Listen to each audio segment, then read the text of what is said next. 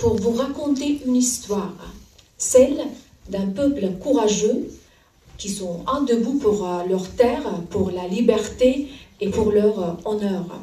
En chef de notre force armée, ils ont écrit une page inoubliable de notre histoire, celle de la victoire, celle du retour et celle de la justice retrouvée. Zalda iştirak edən Azərbaycanlılar Zəfər günü münasibətilə hər birinizi ürəkdən təbrik edir və demək istəyirəm ki, yaşasın Azərbaycan, yaşasın zəfərimiz. Çox sağ olun.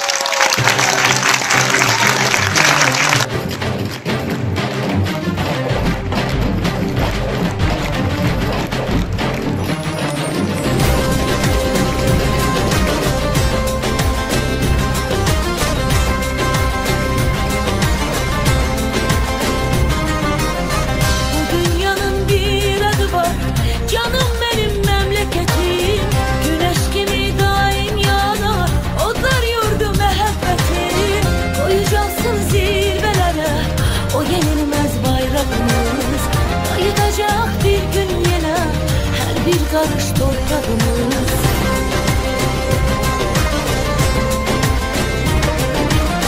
Her birinin öz yeri var, benim elim dolmadı ya.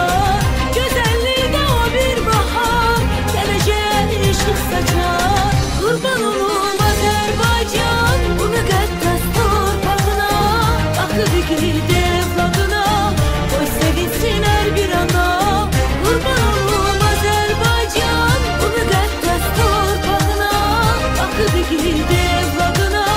koy sevinsin her bir ana.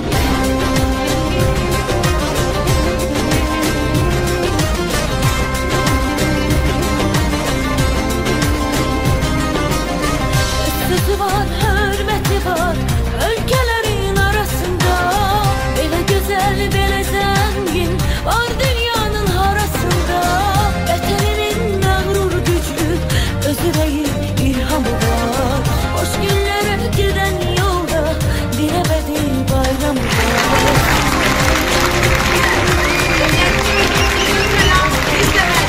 Her birinin özleri var, benim dolmadı ya. Güzelliği de o bir bahar, geleceğe ışık saçar. Kurban olum Azerbaycan, bu müqəddəs torpağına. Akıb ikili evladına, koy sevinsin her bir ana. Kurban olum Azerbaycan, bu müqəddəs torpağına. Akıb ikili evladına, koy sevinsin her bir ana.